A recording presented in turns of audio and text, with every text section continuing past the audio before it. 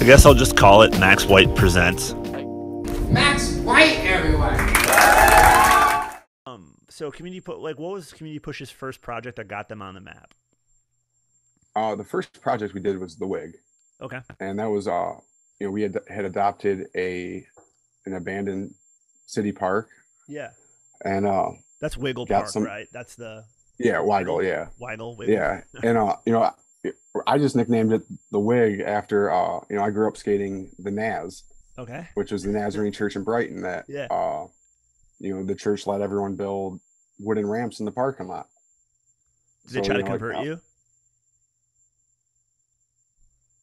Did they try to convert you when you built the ramps there? They did. They didn't. Oh, you froze up there a little bit. My bad. No, I didn't. I didn't build anything. I was still just a kid. So I got to see that as a young kid, and that definitely left a mark on me. So they oh no, in my hometown, they this like church built like a huge, fucking sick mini ramp in the back, and the rule was you could skate once, then you had to come to like a sermon thing or whatever they call it.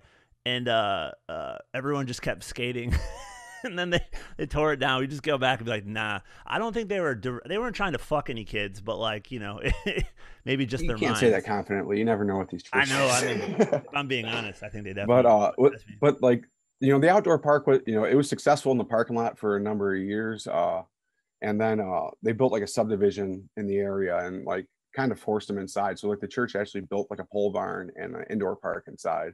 That you would, that you could skate for free if you went to service, but if you didn't, it was like $2 or $3. That's so weird. It's always something with churches and skateboarding. Yeah, like we got paid once like $150 each to go skate like a demo. I was probably 12 or 13 at this like church, and I remember them giving us a tour. They like picked us up in a van. They brought like we had like a mini ramp, not a mini ramp, like two fly ramps. This is like mid '90s. And they brought us out there, and then they like gave us a tour, and there's like these perfect granite ledges like right in the middle of the church in this like area, and like someone tried to skate it. I'm not a good ledge skater. I'm not a good skater, but I remember them being like right on, like it was creepy. Oh yeah. They're like yeah, destroy my ledge. I don't trust any of you motherfuckers. like they were good to kids. Like the older I got, like it kind of bummed me out a little bit on some of the shit they did, but yeah. I don't know, but like more recent, I think they closed, but like someone was just telling me that like it's still there and like, but you couldn't go skate it if you were over 25 or something. Oh, it's like fucking Chuck E. Cheese or some shit. You got to bring a kid. But like weird. I get it, but at the same time, like I said, like starting skating in Brighton in like the mid 90s, like they had such a sick scene, and like some of those guys that were skating back then were like light years ahead of everybody. Yeah. And That's like so it had still like a lot of like big skate not big, but a lot of the good guys from like around here, like Pac Alloway, Steve D'Agostino, Garrett Blair, like I'm gonna go Danforth. There's like a hotbed of talent there. Bill Danforth. And Brighton was like ahead of the curve because in 2000 they had 2 skate parks in one little suburb. Yeah. One at the church, and then the city built one behind Myers, but it was an outdoor park that they charged money to skate. Yeah. What was the Vans Park that they built? That was in Novi. Yeah. Oh, I remember we brought Zoo there, and this the lady working there tried to make Harold Hunter wear knee pads. And he was like, "Man, fuck you." And then we went like they just barged it. It was like Harold, Anthony Correa, like Supa. It was like a heavy team. It was like a really good one. And I remember like Harold had fallen, and they'd called the cops to kick him out. And Harold had fallen. She's like, "See, you fell. Like you definitely need to wear a helmet." And he's like, "Lady, Michael Jordan missed his shots and just skated away." So rad. And I have like this Midwest guilt. So like as much as shit as I talk, I don't want to be. I have a tough time barging a lot of like skate park stuff. Like I feel rude. It's not mine, even if it is religious.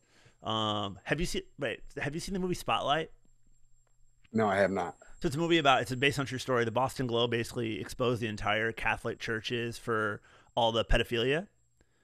And at the very end of the movie, like I forgot how many, it's like thousands of cases they found out, and all the priests being moved around the country. But at the very end, they list the churches and the cities of where they had known sexually like basically assaulters were living, and it's the church I grew up. One of the church I grew up skating is one of them. Oh my god! And that they never tried to pipe your boy out, dude. That's how homely I was. They're not psyched on me at all. But all right, so something needs to be done about these churches. I know it's almost like they're breaking the law and should get caught. Do you know how many municipal problems would be fixed if they taxed churches? Oh, dude, so much. They don't pay anything. Like, and they're not even slick about it either. Like evangelical churches in particular. Like, it is weird though that why did they pick 25 years old to not let other people skate there? Like, that's their cutoff. They don't want competition. I don't know. Or like, but they it probably might just not. want like there's like probably like twinks are like what they age out at like 22, and so they I don't know. They have a certain type of dude. That's a I hadn't been there since maybe 2009, 9 or 10, because yeah, like I did a lot helping with the park and with the indoor park and it all, and then I kind of fell into some trouble, and when we tried to get like a like a character statement from the church, they just said no. What? Yeah, because so you didn't believe in the Lord? I don't know their reasonings, but no, like like they didn't want to help me like when I needed them. Okay, So, yeah. I never thought twice about that place since. But like the outdoor NAS, like that, that's what I grew up skating, and like, Okay. and that really like I like that place was huge for me in my formative years, and like the being a younger kid and having like a good group of like older guys to kind of look up at, they especially back then, like skateboarding wasn't nearly as friendly as it is now. Fuck no. I remember like the skate park I grew up skating at, like if you rode a bike, dudes would beat you up. Like you had to use your skateboard as transportation too. Like it was like way different than it is now. It was like no acceptance at all. Like Yeah. at all. So you build Wig, right? You start working on Wig, and then Wig gets a lot of attention. Like I remember hearing about it. What year did you what's the first, when did you call break ground at Wig? It was like late August of 2014. Okay. And then so what happens time wise with Ride at Sculpture Park? Because that was before. yeah, that was a couple years before. Yeah. So that's like when Tony Hawk was involved, and like, so how did that even start? That was kind of like their own project, and I'd help with a little bit with like fundraising, and then when it came down to building, I went out to help them, and like I don't know, all those guys were fucking dicks. Were they really? Like, yeah, so I was kind of like, all right, like my help's not welcome. From like, his foundation, or did they hire like? No, it was it was like the some of like the San Francisco guys. Gotcha. Okay, and yeah. Yeah, like I don't know, like I'm here to help. Like yeah. I'm not gonna be talked to like a fucking kid, yeah, trying to help. So like I don't know. So yeah, I haven't helped much over there. Are they still working or adding onto it? Yeah, like they keep getting grants every couple of years and keep adding on to. I think they're doing another grant or another phase this year. So they're all getting grants for that Ride Sculpture Park, but like, does that compete against your grants for doing other stuff? No, not really. Like that, we've been able to. Tony Hawk a billionaire? Doesn't he? Why do they still need grants? Well, like it's helped. Like we're like real lucky because like the Tony Hawk Foundation, for the most part, they only do grants up to like $30,000. Okay. But since they've teamed up with the Ralph C. Wilson Foundation out of northern New York, okay, north, like out of the Buffalo area. Yeah. And so now they're doing these built to play grants that are matching grants up to $250,000. Wow. But you have to be in Southeast Michigan or like greater Buffalo area to get them. Huh. So like, that's really jump started a lot of projects out here. That's huge. That's a lot of money.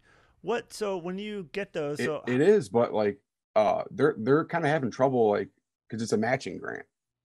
Oh, so it's like, dude, yeah, really? we'll help you, and it's got to be like a matching grant to complete the project. So yeah, so you have to put all the sweat equity in and then raise the money, then they'll match it. Yeah, but which is still great, like, yeah, and like we're lucky, just that it's happening here, but some of the cities are kind of having trouble getting the matching grants, just because they're having a tough time raising the money. Yeah, yeah, and that's a shit ton of money.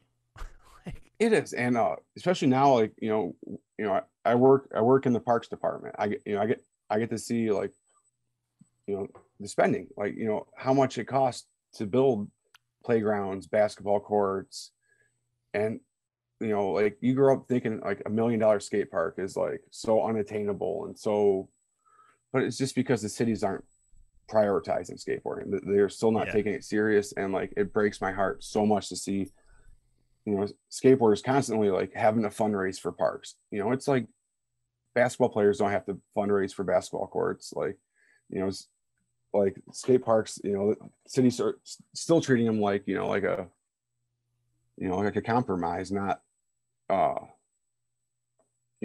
Yeah, any it's other like a part of liability. recreation. Like, oh, that's where the kids go. I mean, I remember the last time I was in Louisville. I was at that skate park there. You remember that? Like, with the full, or it's got a full pipe, and then it's got the fucking insane proper vert ramp. Have you been down Yeah. there?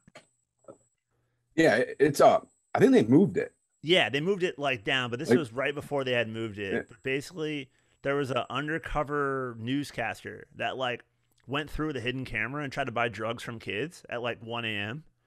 And like the kids ended up being like, dude, get the fuck out of here. Like, like, it's like this like dude that looks like me, like in his 30s, but probably looks like 25-ish with receding hairline. And he's like, what's up? Can I buy some marijuana cigarettes? And like, but there's this stigma attached to skate parks. It's like nothing bad happens at basketball courts. And so your job as a community organizer, has that been kind of shaping the narrative now as to like what the future of skateboarding is, how you can be trusted?